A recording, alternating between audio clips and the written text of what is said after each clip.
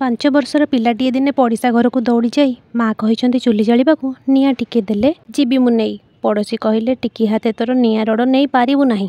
ଏ କଥାର ମାନେ କ'ଣ? ମାନେ ହେଉଛି 5 ବର୍ଷର ପିଲାଟିଏ ସ୍କୁଲ ଦୁଆର ମାଟି ବି ସେ ମାଡ଼ି ନାହିଁ। ହେଲେ ତା'ର ବୁଦ୍ଧି ଅତି ସରସା ଥିଲା।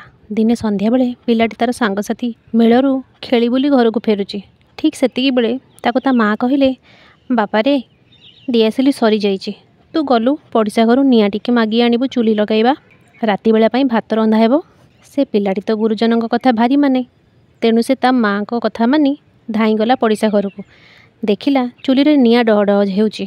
ସେ ନିଆଁ ଟିକେ ମାଗିବାରୁ ପଡ଼ୋଶୀ ଘରର ସ୍ତ୍ରୀ ଲୋକ କହିଲେ ତୁ ଏ ନିଆଁ ରଡ଼ କେମିତି ନେବୁ, ତୋର ହାତ ପୋଡ଼ିଯିବନି। ଏକଥା ଶୁଣି ସେ ପିଲାଟି ତା ମନରେ କ'ଣ ଭାବିଲା କେଜାଣି ତତ୍କ୍ଷଣାତ୍ ଦାଣ୍ଡକୁ ଧାଇଁ ଯାଇ ବାଲି ଆଞ୍ଜୁଳାଇ ହାତରେ ଧରି ଆସି କହିଲା ମାଉସୀ ଏ ବାଲି ଉପରେ ନିଆଁ ରଖିଦିଅ ଯେ ମୋର ଆଉ କିଛି ବି ହେବ ନାହିଁ। ସତୁ ସତ ପଡ଼ୋଶୀ ମହିଳା ବାଲି ଉପରେ ନିଆଁ ରଡ଼ ରଖିଦେଲେ ସିନା, ହେଲେ ଘଡ଼ିଏ ବସି ସେ ପିଲାଟିର ସରସା ବୁଦ୍ଧି କଥା ଭାବିଲେ ଓ ତାକୁ ପ୍ରଶଂସା ନ କରି ଆଦୌ ରହିପାରିଲେ ନାହିଁ।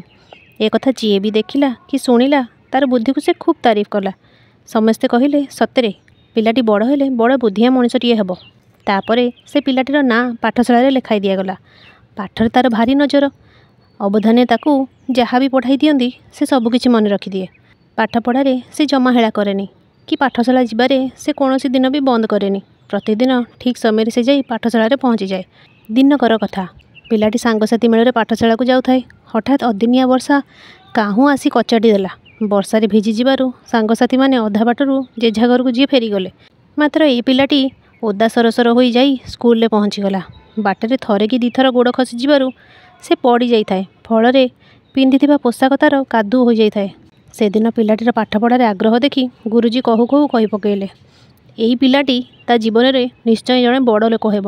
ସେଇ ପିଲାଟି ଆଉ ଥରେ କ'ଣ କଲା ନା ତାର ସାଙ୍ଗସାଥୀଙ୍କୁ ଏକାଠି କରି ଗାଁ ରାସ୍ତାଘାଟ ସଫେଇ କଲା।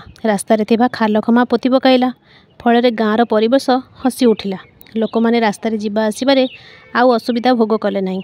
ଗାଁର ନାଳ ନର୍ଦ୍ଦମା ପୋତି ସଫା କରିଦେବାରୁ ମଶା ମାଛି ବଂଶ ବି ଲୋପ ପାଇଗଲା, ଯାହାଦ୍ୱାରା କି ସେ ଗାଁଟି ରୋଗମୁକ୍ତ ହୋଇଗଲା।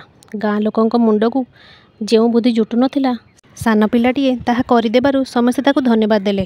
ପିଲାଟିର ଏଭଳି କାର୍ଯ୍ୟରେ ଖୁସି ହୋଇ ପାଠଶାଳାର ଗୁରୁଜୀ ଏକ ସଭା ଡକାଇ ଗାଁ ଲୋକ ଓ ପିଲାମାନଙ୍କୁ ଡାକି କହିଲେ ଦେଖିଲ ପିଲେ, ଏଇ ପିଲାଟି ଭଳି ଯିଏ ସବୁ ଭଲ କାମ କରିବ ସେ ନିଶ୍ଚୟ ତା ଜୀବନରେ ବଡ଼ ମଣିଷ ହୋଇପାରିବ।